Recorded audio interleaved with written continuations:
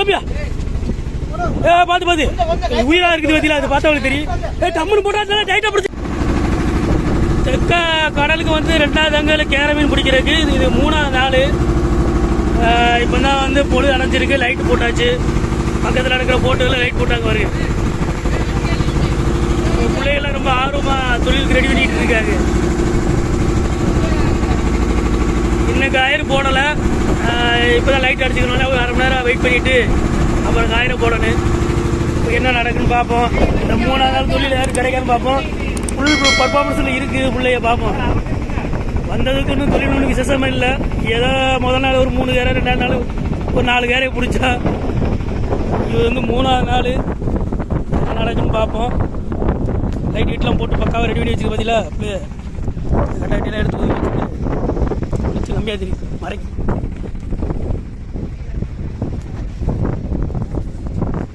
இதை மட்டும் நாங்கள் யூஸ் பண்ண மாட்டோம். யாராவது பிடிச்சி போடுவோம், தும்பு போடுவோம், ஏகப்பட்ட வேலைகள் நடக்கும். பார்ப்போம் என்ன மீன் கிடைக்குன்னு சொல்லி. முதல்ல கட்டையை தம்பி தான் வீச போகிறேன்.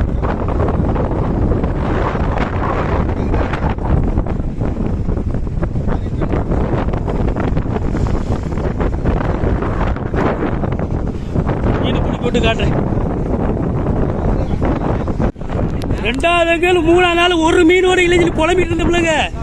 மணி இப்ப நண்பர்கள் 2:30 மணிக்கு லாஸ்ட் அளவுக்கு தூக்குற மீன் இந்த மீன் தான். பஸ் ஸ்டாப் தூக்குற மீன் இந்த மீன் தான். பாருங்க மீன் சைஸை பத்திலாம் வெளிச்சதுக்குள்ள தூக்கிட்டு போங்க, தூக்குங்க பாருங்க. ஃபர்ஸ்ட் அண்ட் பெஸ்ட் ஒரே மீன் தான். எவ்வளவு சைஸ் இருக்கு நீங்களே சொல்லுங்க. ஆட்களி சைஸையும் பார்த்துக்குங்க. இவரெல்லாம் 6 அடி இருப்பாப்புல. அவருக்கு மிச்சமா தெரியுது மீன். பாத்தீங்களா யாரு மீன் பாரு எவ்வளவு மீன். ஒரு ஆடி இப்படி ஒரு வழியா பிடிச்சாச்சுங்க. தூக்கு தூக்கு தூக்கி நேரம் சோதனை இருக்கிறீங்க. சோதனை இது ரோல பக்கத்து வச்சு வெடிக்க பின்னாடி எடுத்துக்கலாம்.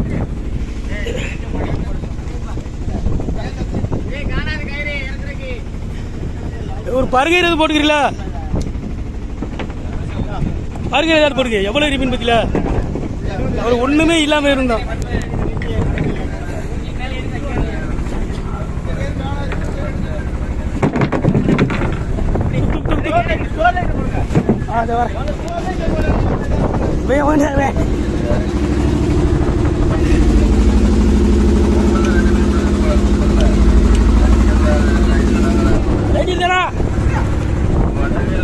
பாலத்தை டேரக்டத்துக்கு உள்ள இறக்கிறேன்.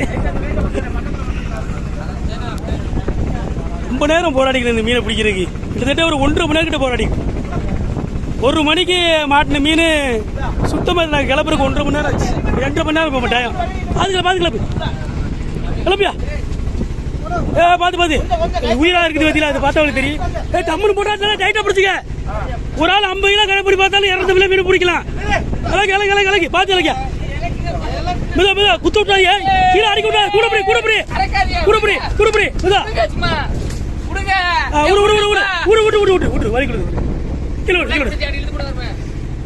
அப்படி கீழே ஒரு ஆள் இறங்கி கைத்தவத்து வெளியே எடுத்துரு. கைத்தவத்து வெளியே எடு.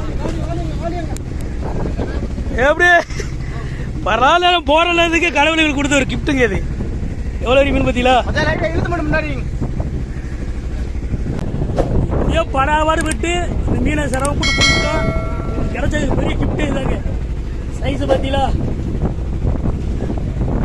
பார்த்தாலும் தெரியும்.